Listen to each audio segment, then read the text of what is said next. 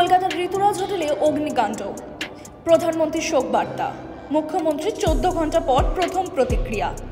কলকাতার বড়বাজার এলাকার ঋতুরাজ হোটেলে মঙ্গলবার রাতে ভয়াবহ অগ্নিকাণ্ডের ঘটনায় 14 জনের মৃত্যু হয়েছে, যার মধ্যে 2 শিশু রয়েছে।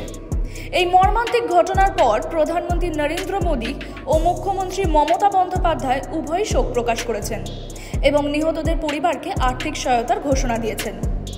প্রধানমন্ত্রী নরেন্দ্র মোদী এক্স হ্যান্ডেলে লেখেন, কলকাতায় অগ্নিকাণ্ডের প্রাণহানিতে আমি গভীরভাবে শোকাহত। প্রধানমন্ত্রী জানান, জাতীয় ত্রাণ তহবিল থেকে নিহতদের পরিবারকে 2 লক্ষ এবং আহতদের 50,000 করে আর্থিক সহায়তা প্রদান করা হবে।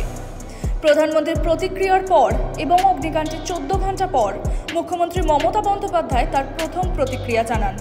তিনি বর্তমানে নবনির্মিত জগন্নাথ ধাম কালচারাল সেন্টারের উদ্বোধন অনুষ্ঠানে ব্যস্ত থাকায় ঘটনাস্থলে পৌঁছতে পারেননি। তবে তিনি এক্স হ্যান্ডেলে লিখেছেন, কলকাতার ঋতুরাজ হোটেলে ভয়াবহ অগ্নিকাণ্ডে প্রাণহানি খবরে আমি গভীরভাবে শোকাহত। তবে তিনি এক্স হ্যান্ডেলে লিখেছেন, কলকাতায় ঋতুরাজ হোটেলে ভয়াবহ অগ্নিকাণ্ডের প্রাণহানির খবরে আমি গভীরভাবে শোকাহত। নিহতদের পরিবারগুলির প্রতি আমার সমবেদনা রইল। তিনি জানান, রাজ্য সরকার ও নিহতদের পরিবারকে 2 লক্ষ করে আর্থিক সহায়তা প্রদান করবে। এই ভয়াবহ অগ্নিকাণ্ডের কারণ অনুসন্ধানে রাজ্য সরকার একটি বিশেষ তদন্ত দল গঠন করেছে। প্রাথমিক তদন্তে জানা গেছে যে হোটেলে অগ্নি নির্বাপক ব্যবস্থা অনুপস্থিত ছিল বা সেগুলো কার্যকর ছিল না।